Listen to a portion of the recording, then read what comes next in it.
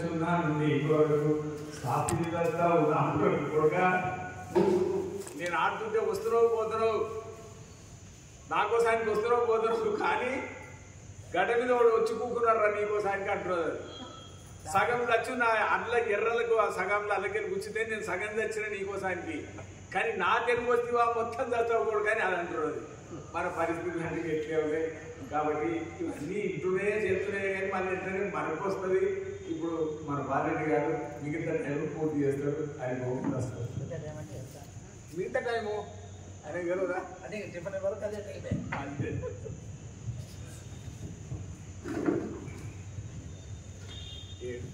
పూర్తి అందరూ దమ్ము పట్టి వస్తారు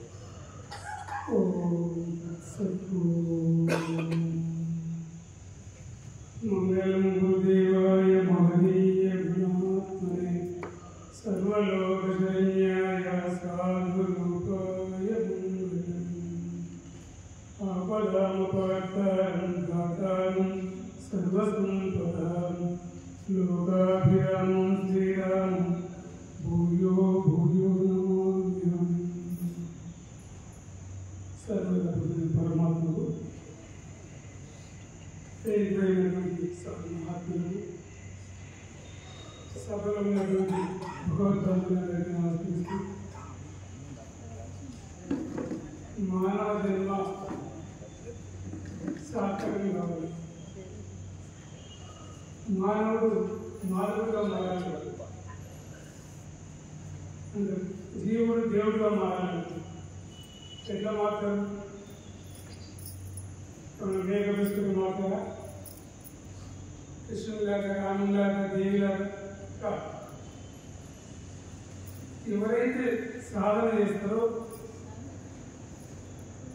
వారు మాత్రమే ఈ మానవుడు మారగలరు. సద్గురు మహర్షి మలయాళ స్వాముల వారు మరి వారు కూడా మానవులే అయినా మరి వారు గురువును ఆశ్రయించి వారు పాదచారి అన్ని క్షేత్రాలు దర్శించి చివరికి తిరుపతి కొండపైన భూగర్భంలో 12 సంవత్సరాలు తపస్సు చేసింది. మరి అప్పుడు ఎన్నో ఆహార ఇబ్బందులు అయినప్పటికైనా కానీ మరి దైవం మీద మనసు నుంచి తపస్సు చేసింది. ఏమైనా ఈ శరీరం ఉండడానికి ఏమైనా ఆకలి అనిపిస్తే ఆ తిరుపతి దేవతల దగ్గరికి వాళ్ళు వండినటువంటి ప్రసాదంలో అందరికీ పాత్రలు అక్కడ పెడితే దానికి అడుగు తీసుకొని కొంచెం తిని ఆకలి తెచ్చుకొని వారు మళ్ళీ వెళ్ళి కలుసుకొని వస్తున్నారు. అటువంటి సాధన చేయగా మరి మానవులైనప్పటికీ కానీ మహర్షి మలయాళ స్వాముల వారుగా అయ్యి ఈరోజు మనకు పూజింపబడుతుంది. అదేవిధంగా ఆదిశంకరుడు కూడా వారు చిన్న వయసులోనే మరి మనం శ్రీశైలం చూస్తున్నాం. పాలదార పంచాయతీ దగ్గర అంత ఘోరమైనటువంటి అడవిలో కూడా ఆ వయసులో వారు తపస్సు ఆచరించింది. మరి వారందరూ కూడా మనకు ఇప్పుడు పూజింపబడుతున్నారు. అందువల్ల మారం సాధన చేయడమే మారాలి. ఇప్పుడు విద్యార్థి ఉన్నాడు. విద్యార్థి స్కూల్కి పోయిన తర్వాత గురువు చెప్తాడు. అయితే చెప్పింది విని పరీక్ష రాయాల్సింది విద్యార్థి, గురువు రాయలేదు. ఈ విద్యార్థి మరి సాధన చేత మరి వారు పరీక్ష రాయాలి, మార్కులు మంచిగా తెచ్చుకోవాలి, వారు ఉద్ధరింపబడాలి, కుటుంబాన్ని ఉద్ధరింపజేయాలి, లోకానికి ఉపయోగపడాలి. అందరూ ఎవరి వారే ఉద్ధరించుకోవాలి. భగవద్గీత కూడా ఉద్ధరేయాత్మ ఆత్మ ఆత్మ అవతారే ఆత్మగా ఆత్మనోబంధు ఆత్మగా విపురాత్మ ఎవరికి వాడే ఉద్ధరించుకోవాలని చెప్తున్నారు. ఈ బంధువులు నిన్ను ఎవరు ఉద్ధరించారు, నీవు నీవే ఉద్ధరించుకోవాలి కదా. ఆ విధంగా మనం సాధన చేసి మరి సాధన ఎట్లా వస్తుంది, ఏ మార్గంలో అయితే మనకు ఎట్లా పడుతుంది అని ఇటువంటి సత్సంగం ఉంటుంది. మనం ఏం చేయాలి? సత్సంగంలో పాల్గొనాలి. ఈ సత్సంగం ప్రభావం చాలా ఉంటుంది. ఈ సత్సంగం ఎప్పుడంటే శంకరులు చెప్తుంది, సత్సంగత్వే నిస్సంగత్వం. ఈ సత్సంగత్వం ఉన్నంతసేపు నిస్సంగత్వం, ఏ సంగతికి మనసు పోదు. నిస్సంగత్వే నిర్మోహత్వం. ఈ నిస్సంగత్వం ఎప్పుడైతే ఏర్పడుతుందో మోహం అనేది నశిస్తూ ఉంటుంది. ఈ నిర్మోహత్వం ఎప్పుడైతే ఏర్పడుతుందో నిశ్చలతత్వం, మోహం నశించినప్పుడే నిశ్చలతత్వం మనం చెప్పినట్టు మనం తింటుంది మనసు, లేకపోతే అక్కడికి పరుగు తీసుకుంటుంది. ఆ నిశ్చలతత్వం ఎప్పుడైతే ఏర్పడుతుందో జీవన్ముక్తి కలుగుతుంది. అందుకని మనం సత్సంగ ప్రభావం అంటున్నాం. ఈ సత్సంగంలో పాల్గొంటూ సద్గురుని ఆశ్రయించాలి. సద్గురు ద్వారా మనం దైవ మార్గాన్ని తెలుస్తుంది. జీవుడు అదేవిధంగా మారగలగాలి. ఇప్పుడు ఒక రాతి ఉంది, రాతి అన్నంతసేపు రాతి. ఆ రాతి ఎప్పుడైతే శిల్పి చేత పడుతుందో, ఆ శిల్పి దాంట్లో ఉన్నటువంటి రాయిలో ఉన్నటువంటి చెడునంతా తీసేసి రూపాన్ని తయారు చేస్తుంది. రాయి ఉన్నంతసేపు మనం మొక్కలేదు, అది రాయి అనుకుంటాం. ఎప్పుడైతే రూపాన్ని తయారు చేస్తారో అది విగ్రహం అయిపోతుంది. ఆ రూపాన్ని మనం ప్రదర్శించుకొని దాన్ని అభిషేకిస్తాం, పూజిస్తాం. అప్పుడే ఆ శిల్పి ద్వారానే విగ్రహంగా అది పూజింపబడుతుంది. అదేవిధంగా మానవుడు ఎంత అజ్ఞానమైనప్పటికీ అది గురువును ఆశ్రయించినప్పుడే అది మన లోపల ఉన్నటువంటి అజ్ఞానం వెళ్ళి జ్ఞానం కలుగుతుంది. అందువరకు ఎవరి వాళ్ళు ఉద్ధరించుకోవాల్సి వస్తుంది.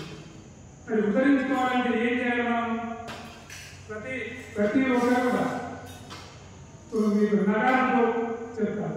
అంటే నాతో అయి ఉంటాయి నగారం అని ఏంటి అంటే స్నానం చేయవలసింది ప్రతిరోజు, గానం, ధ్యానం, జ్ఞానం, దానం, ఈ 5 చేయాలి ప్రతి మనసు కూడా. స్నానం దేవశుద్ధి కొరకు చేయాల్సింది. గానం అంటే స్నానం చేసినట్టే ఏదో మనిషి ఎక్కువ ఏదో ఏంటో భగవన్నామాన్ని గానం చేస్తూ ఉన్నటువంటి మనం ఏర్పడుతున్నటువంటి ఆ ధ్యానంలో ధ్యానం చేయాలి. ధ్యానం చేసిన తర్వాత ఏం చేయాలి? జ్ఞానం. జ్ఞానం అంటే ఏంటి? నేను ఎందుకు వచ్చింది, నేను చేయవలసింది. ఇప్పుడు పశుపక్షాలంతా వచ్చింది, దాని ధర్మాలు దాన్ని నెరవేరుస్తుంది. ఇప్పుడు ఇంటి ముందు ఆవు ఉందంటే అది మనం వేలుకుంటే మనం దాన్ని ఏం చేస్తుంది? మనం పాలిస్తుంది, అందిస్తుంది, దాని దానం చేస్తుంది. ఇంటి ముందు కోడి ఉందనుకో దాని పని చేస్తుంది, మన ఏదో దాన్ని రేపు లేక పని చేస్తుంది.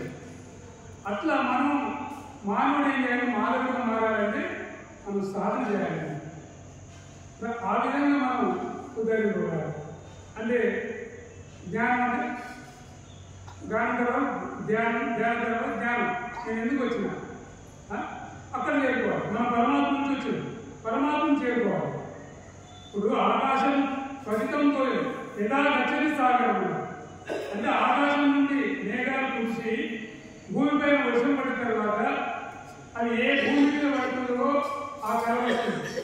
ఆ భూమి మీద పడినటువంటి నీరు వాడిగా నదులుగా పోయి సముద్రాన్ని చేరుకుంటుంది. సముద్రాన్ని చేరుకున్న తర్వాత నిలకడ ఏర్పడుతుంది. అప్పుడు కళలుగా ఉండదు. ఆ విధంగా మరి మనం కూడా ఎక్కడి నుంచి వచ్చిన భగవంతుని నుంచి వచ్చిన స్వరూపం భగవంతుని చేరుకోవాలి. మన మనసు భగవంతుని తెలియనప్పుడే మరి ఆ విధంగా జీవుడు దేవుడుగా మాట్లాడు. అందువరకు మనం ఆ సాధన చేయాలి, మనం ఆ విధంగా ఉండాలి. అందరూ మరి చివరికి ఏం చేయాలి? దానం చేయాలి. దానం అంటే మనకు భగవంతుని ఇచ్చిన దాంట్లో మనం దానం చేసుకోవాలి. నేను చేస్తున్నానని భావన కాదు, ఆయన ఇస్తున్నా నేను చేస్తున్నానని భావన కలగాలి. నేను చేస్తున్నా అని కొందరు పేరు కొరకు గొప్ప కొరకు చేస్తున్నారు.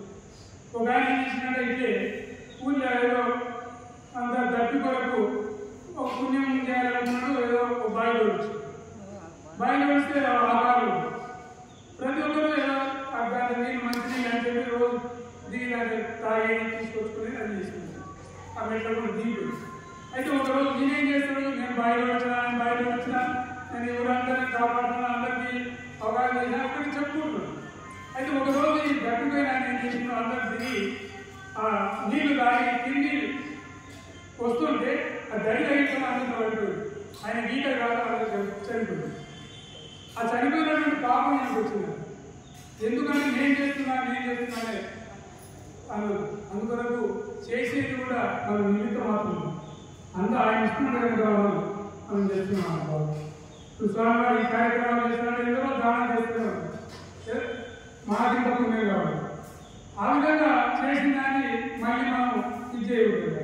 ఇప్పుడు ఒక ఆయనకి స్వామికి అయ్యా కొద్దిగా ఈ ఉపయోగానికి కొన్ని ఫ్యాన్లు కావాల్సిందంటే ఒక చెప్పాడు స్వామి నేను ఫ్యాన్ ఇస్తాను, ఫ్యాన్ ఇచ్చింది. ఆ ఫ్యాన్ ఇచ్చిన తర్వాత ఒకసారి సభ జరుగుతుంది, ఆ సభకు వచ్చింది. ఆయన అక్కడికి కూర్చోండి, నేను ఫ్యాన్ ఇస్తే అని చూసింది. చూసి అది తిరుగుతుంది. ఆయన పోయి లేచిపోయి ఆ స్విచ్ బంద్ చేసింది. స్వామి నేను స్విచ్ బంద్ చేసేవాడే స్వామి నా పేరు కనపడలేదు కదా అని నీ పేరు కనపడలేదు ఫ్యాన్ కాదు, అది తిరగాలి గాలి అందరికీ వాడాలి. అందువరకు ఏం చేస్తున్నాను భావన లేకుండా ఆ విధంగా అంతా భగవంతుడు ఇస్తున్నాడు కనుక ఆయనే అని మనం భావించాలి. ఆ విధంగా మనం చేసుకోవాలి. అందువరకు ఉదయాత్మ ఆత్మానం అవుతారు. ఆత్మవి ఆత్మ బంధువు ఆత్మయో విధురాత్మ ఎవరి వారి ఉద్ధరించుకోవాలి. ఎవరుగా ఎవరు ఉద్ధరించలేదు కనుక మరి నీవు ఇవే చేసుకోవాలి. ఒక ఆయన అయితే స్వామి ఆయన ఆశ్రమంలో ఎప్పుడు సంసారం అంటుందో ఈ ఆశ్రమంలో కొన్ని రోజులైనా ఉండు అంటే లేదు స్వామి నేను లేకపోతే ఒక్కొక్కటి ఉండలేదు అంటే ఎందుకంటే ఆశ్రమం వస్తే ఇప్పుడు మనం తెలుసుకున్న ప్రేమతోటి ఆశ్రమం అంటే నేనే ఒక్కొక్కటి ఉండలేదు స్వామి అన్నారు. ఎప్పుడు అడిగినా అంటే నేనే ఒక్కొక్కటి వాళ్ళు ఉండలేదు స్వామి సరే ఇంకేదైనా జ్ఞానం కలిగించాలని చెప్పి సరే అది నీకు అర్థం కదా నేను చిన్న మూలిక ఇస్తాను.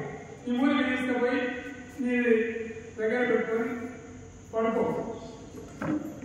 పడుకుంటే నువ్వు చనిపోయిన వాళ్ళగా ఉంటావు. నీకు బయటంతా ఇంపడుతుంది. నీకు ఏ చనిపోయిన లాగా ఉంటావు కనుక ఈ విధంగా ఏం చెప్పింది. సరే అని చెప్పి ఆ మూలిక తీసుకుపోయి అట్లా ఫోటోలో పెట్టుకొని పడుకున్నాను. పడుకుంటే చనిపోయినట్లే ఉంది. అందరూ బాగా అనిపించింది. ఏం కవసరాన్ని వెళ్తారు పోయింది కానీ ఏడుస్తుంది. తల్లి ముసలి ఏడుస్తుంది. ముసలేమో ఆయన ఏడుస్తుంది. అందరూ ఏడుస్తుంది. స్వామి వెళ్ళేవాడు వచ్చింది చూద్దాం. వచ్చి ముందు తల్లిని తిన్నాడు. ఏమమ్మా ఈ విధంగా బాధపడుతున్నారు కదా లేదు స్వామి మా ఆయన నా కొడుకు ఒకటే ఏడుస్తుంది. ఏడుస్తుంటే మరి